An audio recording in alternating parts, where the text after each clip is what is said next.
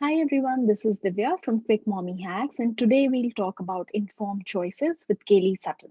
Kaeli Sutton is the founder and director of Open Circle, a center for pregnant, birthing, and new families. She has worked with over 3,000 mothers' families over the past 17 years and is trained in multiple pregnancy and postpartum health and support modalities, including childbirth education, lactation counseling, pregnancy yoga and dance, pregnancy massage therapy, and doula support. Her most significant learning has come through her close observation and celebration of the many mothers, infants, and families. She's committed to supporting women and families through sometimes difficult, sometimes delightful, and always life changing journey of childbearing and parenthood. Hi, Kaylee, how are you? I'm good. It's nice to see you, Divya. Nice to see you too, and thank you so much for being here to talk about this topic, informed choices.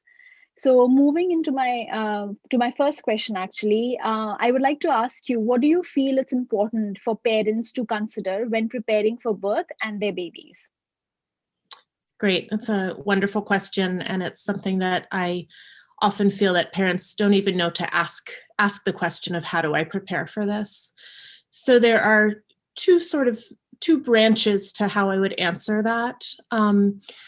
Setting the kind of overarching theme to that when a family feels a sense of safety and when a family feels that they're being respected around their belief systems, their traditions, their bodies, their hopes, we know that not only does that support their long-term health as people, emotionally and mentally, but it also actually directly supports the birth process. It supports Mhm. how the body functions. So sort of the overarching thing that I think about when I'm talking with families about supporting their birth process is assess everything that you come across by, does this help me feel more safe and respected, or does it not?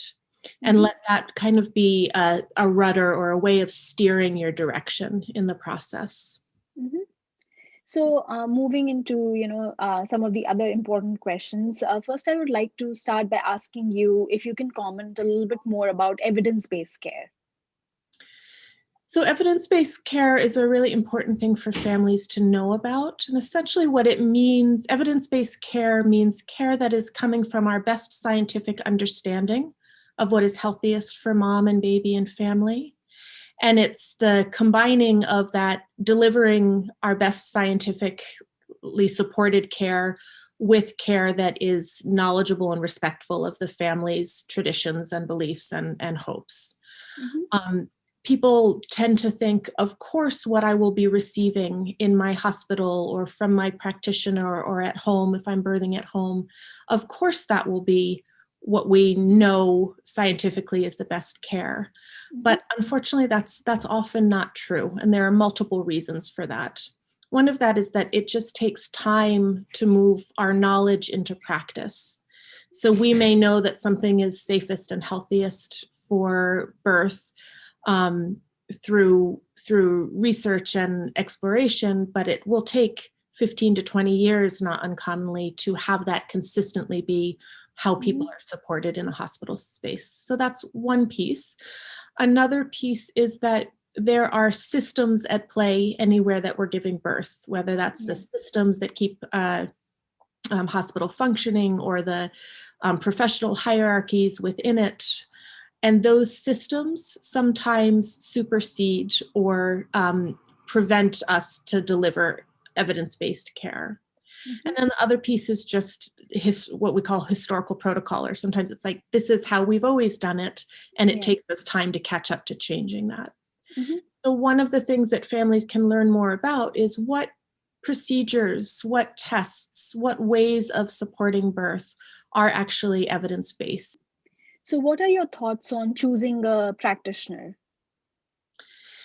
So as important, perhaps even I, I want to say perhaps even more important than understanding about evidence-based care is understanding that the choice of a practitioner makes a huge difference to how you will be treated in your birth process, what types of tools and approaches you will have access to, and how you will be supported. It's one of the most Mhm. important choices we make when giving birth. Mm-hmm. And people tend to think, oh, all maternity care practitioners must do the same things, and they really don't.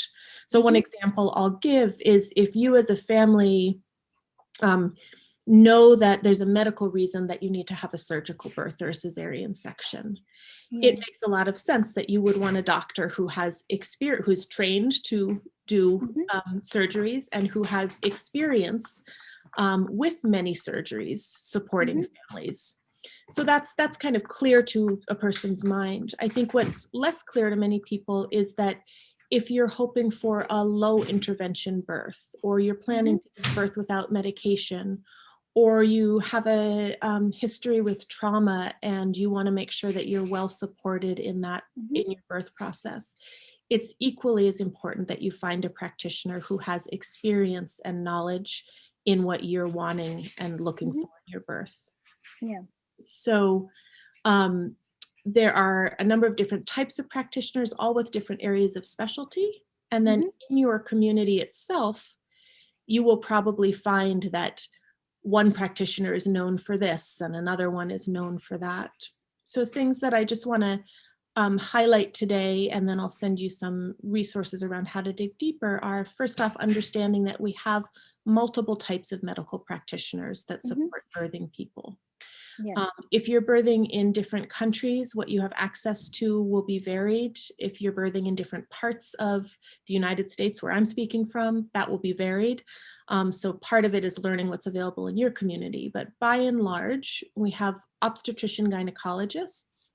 Those are doctors that are trained as surgeons and to deliver maternity care. Their Mm-hmm. specialty is more in high risk and surgical birth than it is in low risk and low intervention birth. Mm-hmm. We have family practice doctors who see people throughout their lifespan and often care for whole families. So those are doctors that often have more continuity and knowledge of you and your family because they'll work with you over a longer period of time. Mm-hmm. We have hospital laborists that can be family practice doctors, OBGYNs, they can also be midwives. They work very consistently within a hospital system to support birthing families, and you'll see many different knowledge bases and approaches in hospital laborists because they can come Mm-hmm. from different specialties. Mm-hmm. We also have certified nurse midwives, and I find in the United States that many people don't realize that nurse midwives are commonly available and that nurse midwives have some of the best outcomes, meaning healthiest mothers and Mm-hmm. babies for low risk pregnancies. And they have a very specific way of approaching birth where they are able to spend more time with families and get to know them a bit more. So nurse midwives are another Mm-hmm. type of professional. And then we have some professionals that support people giving birth at home. And those would be nurse midwives will sometimes do that. Certified midwives will help Mm-hmm. people birth at home, and certified professional midwives as Mm-hmm. well. So Okay. a broader range of Mm-hmm. different types of practitioners. Mm-hmm. So then, what do you think we should consider while we are choosing the birth location? The birth location is partially, the birth location and your practitioner are going to be tied together in that certain people support families in certain locations. When you're looking at your birth location, it's important to know that there are different cultures of care. We talked a little bit earlier about evidence-based medicine and hospital hierarchies or birth location hierarchies. So there are certain what we would call cultures, ways that birth is commonly done in given hospitals or birth centers or at home. So one piece is to begin to understand a little bit, what is that in the hospital that you're looking at? And Mm-hmm. great ways to learn more about that are when it's possible to visit different birth locations, to actually go yourself and you get some of the feel of how you're treated, what it feels like, how busy it is. During COVID, some places are doing virtual tours, some Mm-hmm. places are doing in person, and in some cases we're unable to see that. Another way is to learn about it is to speak to people who work in the birth field and have experience at different hospitals. So rather than talking to somebody who's always either only delivered or worked at one place, you might talk to a practitioner who has experience in multiple places. Mm-hmm. You might talk to a birth educator or a doula or a um, lactation support person about their Mm-hmm. experiences with different locations for birth. Learning broad strokes about where people give birth, it's good to understand that people give birth in large hospitals, or sometimes called tertiary care hospitals, that Mm-hmm. might see thousands of births every year.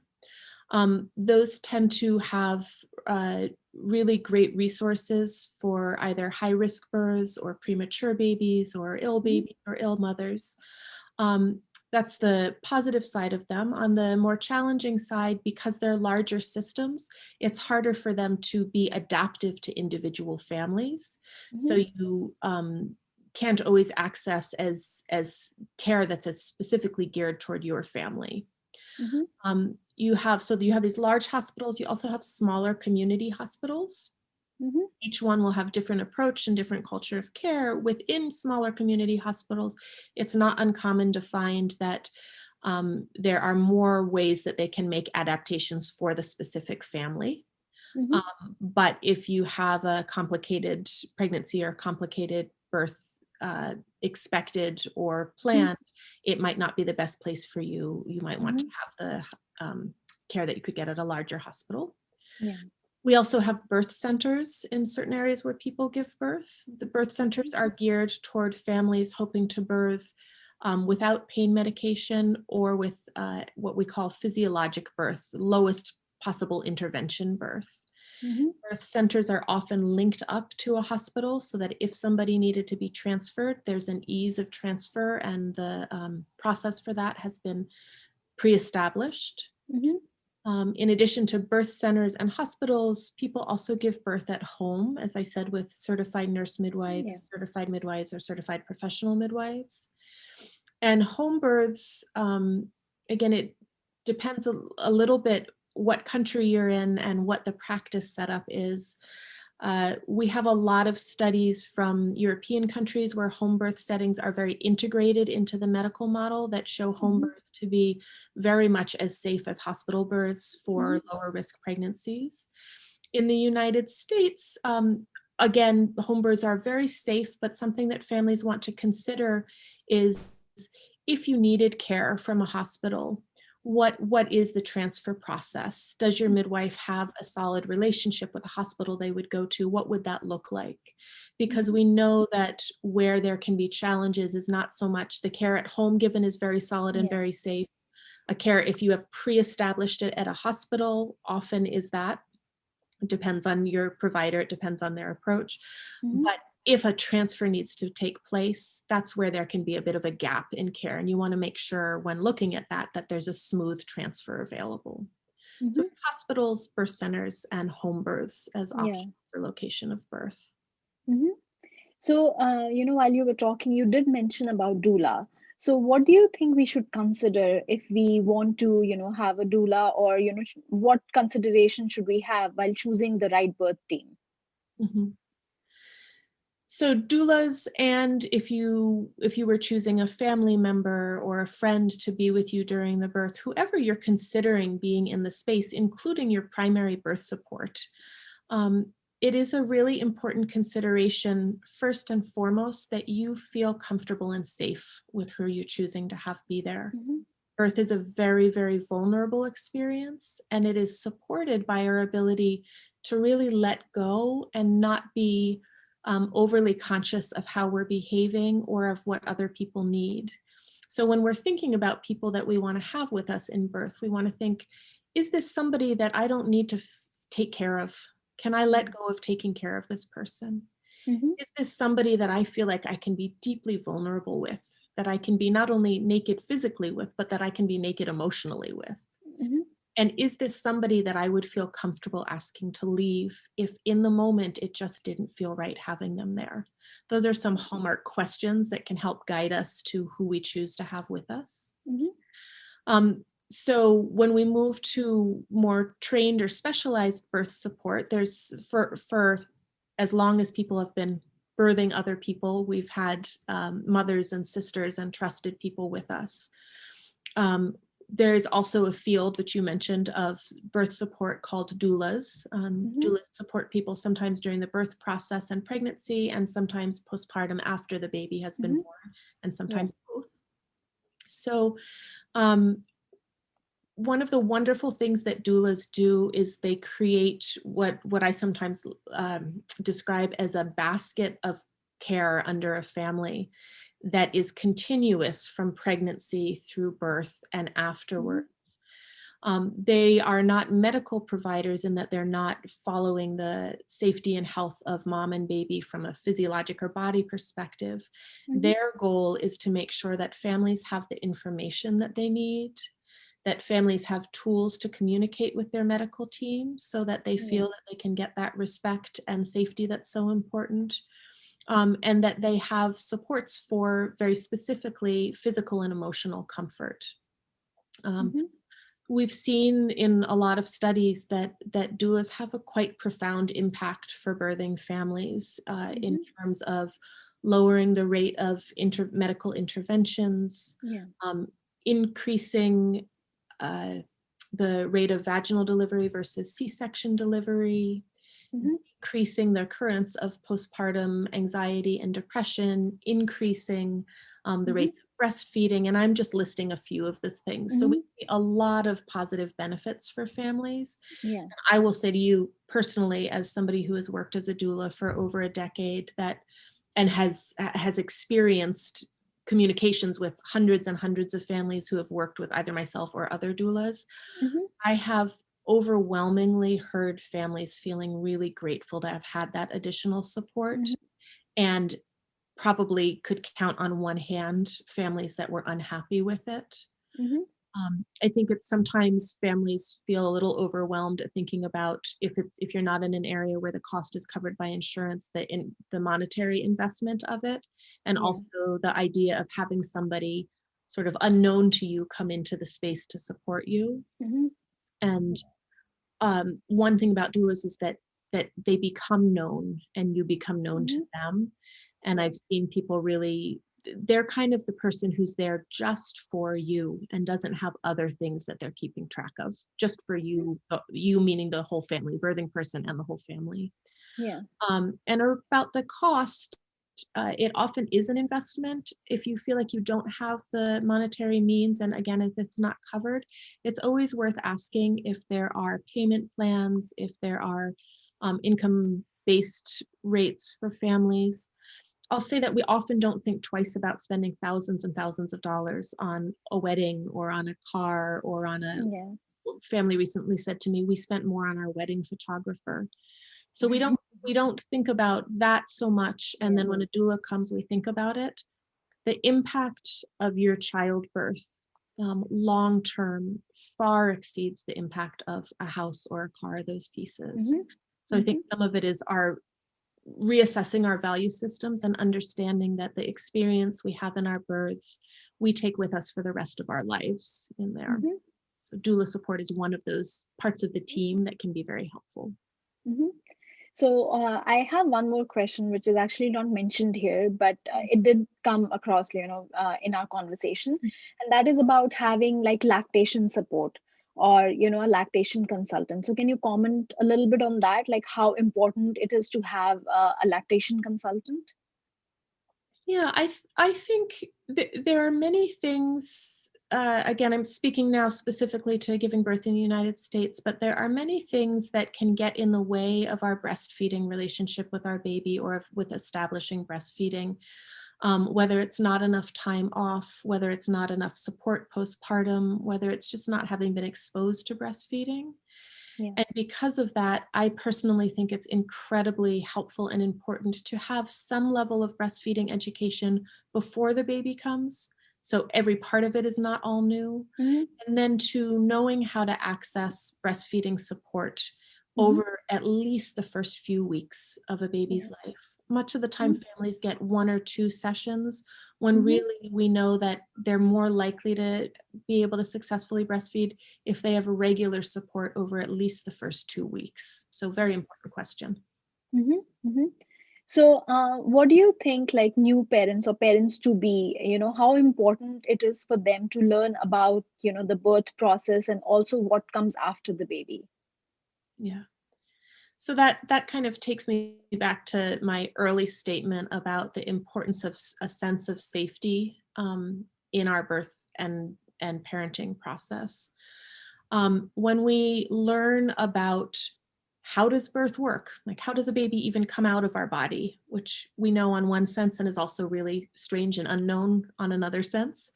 When we know what we might expect in the hospital, when we know a little bit about breastfeeding, as you just asked, when we've Mm-hmm, learned about a newborn's behaviors and a newborn's needs, or when we've learned about what happens to our own body after we give birth, or what might come up in our relationships or identity. All of those pieces, if we've done some education beforehand, if we've explored it and heard a little bit about it, can help us when we're actually going through it to mm-hmm, feel less scared and overwhelmed. We can say, instead of what is this, we can say, oh yeah, this is part of it. mm-hmm, It also helps us be kinder to ourselves as newborn parents, be kinder and work together with our mm-hmm, family more easily. Because again, knowing somewhat what to expect helps us not think, oh, I'm doing something wrong, or this must not be normal, and instead mm-hmm, kind of nestle into, this is an intense process. There's a lot of learning, but it's mm-hmm, normal what I'm feeling. Or if mm-hmm, it's not normal, how do I get support? yeah. I think that education piece is a really big part Mm-hmm, of setting the stage for a healthier family transition. mm-hmm. And how important it is for parents to know about their rights. And of course, it's going to be different for different countries, but in general, if you can comment on that. Yeah. I'd say in general, it's extremely important and it can have a lot of impact on your care, along with all of the other things we've talked about. Mm-hmm, Um, Very often in the United States and in other countries that I'm familiar with, that we hold medical practitioners with really high regard, and that makes a lot of sense. They've put a lot of energy and time into their training mm-hmm, and their practice. But sometimes we cross that with thinking that we are working for them rather than they are working for us, and we begin to feel that we have to follow what they say, or that we are allowed or not allowed to do things based on what they say, mm-hmm, instead of remembering and coming back over and over to, this is about your body, your baby, your life, mm-hmm, and it is you who has to make the decision of what you allow or don't allow, of what is okay for you or not okay for you. yeah. Um, and it's very important that you do that because you're the one who goes home with your experience. You're the one who goes home with your baby. You're the Mm-hmm, one who moves forward in this. mm-hmm, Part of understanding our rights is understanding that it is both our right and our responsibility to take care of ourselves, and then mm-hmm, understanding ways to do that. So within the United States, one example is that families, and specifically the birthing person, always have the right to consent to something happening or to mm-hmm, refuse it. Say, I'm okay with this, what you've recommended, or I'm not okay. And that is a legal right. mm-hmm, When we understand that we actually sit in a seat of power within the yeah. space. Mm-hmm, When we understand that, we also can learn to recognize if we're feeling confused or scared or like we don't understand what's happening, it's important for us to ask for more information so that we yeah. can understand and we Mm-hmm. can make that decision of, yes, I consent, or no, this is not okay for me. So, coming down to my last question, what advice do you have for parents to be? I, my face goes like this, and I because there's so many pieces that come to mind, but I Yeah. think I would really return to what I said at the very start of our conversation, which is everything that you're thinking about, you can assess via, does this make me feel safe and respected, or does it Mm-hmm, not? And go toward the things that help you feel safe and respected, that supports your whole person health. yeah. And then as you're preparing for your birth, be active in making choices around the things that we've talked about today that you can Mm-hmm, make choices on. And also be active in doing things that help support you as a person, mm-hmm, whether that's yoga or movement practices or therapy or engaging in relationships support you. Do the inside work as well as the decision outside work. Mm-hmm. Mm-hmm. No, that's actually really important. And, thank you so much for being here and telling us a lot about informed choices, what choices should, parents to be can make, and what all information should they have. So thank you so much for being here. It's my pleasure. Nice to see you. Well, this brings me to the end of this video. Thank you for watching. If you liked the video, subscribe to my YouTube channel, Quickmommyhacks, and follow me on Instagram for some personal tips on pregnancy, childbirth, and motherhood. Also, do leave your feedback and feel free to ask questions in the comment section below.